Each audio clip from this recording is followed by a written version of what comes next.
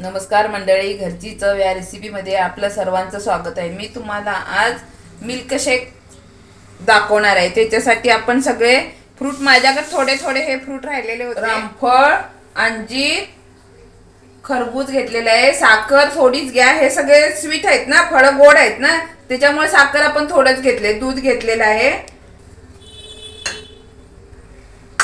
तुम्ही आवडीनुसार कमी जास्त फळं करू शकता. आता माझ्याकडे थोडी थोडी आहे, ती थोडी घेतलेली आहे.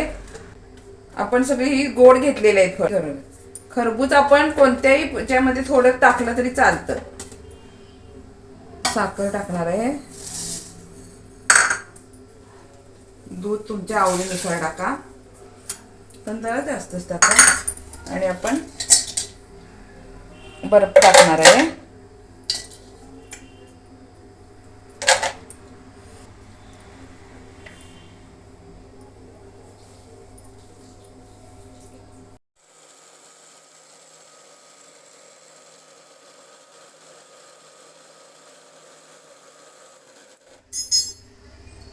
हे बघा किती मस्त एकदम स्ट्रक्चर आलंय बघा. त्याला एक नंबर आलेला आहे.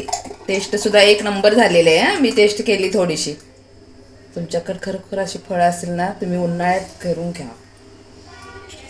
उष्णता पण कमी येते आणि उपवास वगैरे असेल तर आणि खूप छान लागते. ते खूप घट्ट झालेलं आहे पण एकदम टेस्टी झालेलं आहे. आवश्यक करून बघा. तुमच्याकडे कुठली स्वीट असेल तर स्वीट फळं घाला सगळं